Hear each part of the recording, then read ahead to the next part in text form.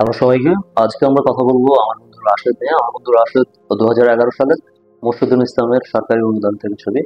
এই মুভিটা মূলত জাফর ইকবাল স্যারের একটা অনুদান থেকে। এর আগে মোর্শেদুল ইসলাম দীপু নাম্বার 2 করেছিলেন, যেটা করে উনি প্রচন্ড সাড়া ফেলেছিলেন। তো আমার বন্ধু রাশেদটা মূলত হচ্ছে যে কিশোরদের মুক্তিযুদ্ধে কন্ট্রিবিউশন নিয়ে সেরকম একটা মন মানসিকতা থেকেই এই মুভিটাকে তৈরি করা।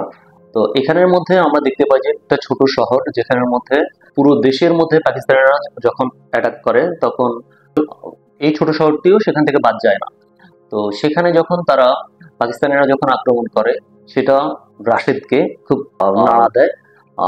তো রাশেদ তার বন্ধুদের মধ্যে একটু ম্যাচিউর ওয়ান এবং ওয়াইড ছিল। সে তখন তাকে তার ফ্রেন্ডদেরকে বোঝায় যে তাদেরও এখানের মধ্যে ইনভলভমেন্টের দরকার আছে। ইন দ্য মিন টাইম আমরা দেখতে পাই যে রাশেদদের এলাকার বড় ভাই শফিক ভাই সহ অনেক সিনিয়র ভাইরা গেরিলা যুদ্ধে অংশগ্রহণ করে। তো কিন্তু তারা গোলা বারুদ বা বিভিন্ন ধরনের যুদ্ধের সরঞ্জামাদি তাদের কাছে ঠিকভাবে রিচ করতে পারতেছিল না। সেক্ষেত্রে তখন এগিয়ে যায় রাশেদ এবং তার বন্ধুরা। তারা অনেক ওয়াইজলি সেগুলা তাদের কাছে পৌঁছে দেয়। তো একটা সম্মুখ যুদ্ধে তার খুব কাছের একটা বড় ভাই আহত হয়। তখন সেখানের মধ্যে রাশেদ এবং তার বন্ধুরাও মিলে খুব স্মার্টলি সেটাকে হ্যান্ডেল করে ওনাকে সেখান থেকে বাঁচায়। এভাবেই সে যুদ্ধের মধ্যে আরো ডিপলি ইনভলভ হয়ে যায়। তো শেষে একটা চরম করুণ তীব্রতার মধ্যে দিয়ে মুভির গল্পটা শেষ হয়।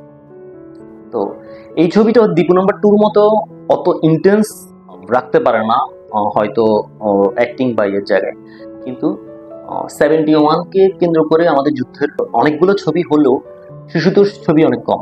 তো সেই দৃষ্টিকোণ থেকে এটা ভালো অ্যাপ্রিসিয়েশন রাখে, এটা ভালো অ্যাটেম।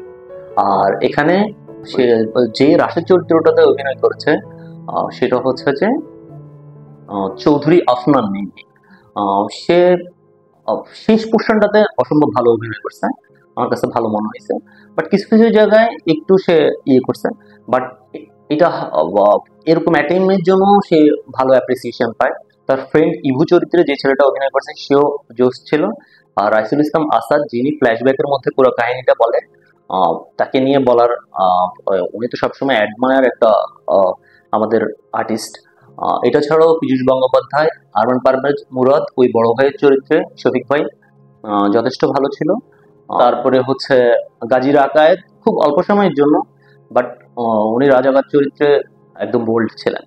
সব মিলিয়ে আমি বলবো যে যদি সুযোগ হয়, স্পেশালি স্টুডেন্টরা যারা স্কুল অথবা ইন্টার পড়ুয়া, তারা ছবিটা গো থ্রু করতে পারে। এটা ছাড়াও অন্য সবাইও করতে পারে, বাট এটা তাদের ভালো লাগবে। সবচেয়ে বড় কথা হচ্ছে যে এটা এক ধরনের স্পার্ক দিবে 71 সম্পর্কে, যেটা আমাদেরকে হয়তো একটা দিকে নিয়ে যাবে যে আমরা আরেকটু ডিগ করি, আমরা আরেকটু জানি। তো এটার জন্য আমি বলবো যে যদি সময় থেকে থাকে তাহলে মুভিটা দেখার ট্রাই করবেন। থ্যাংক ইউ সবাইকে।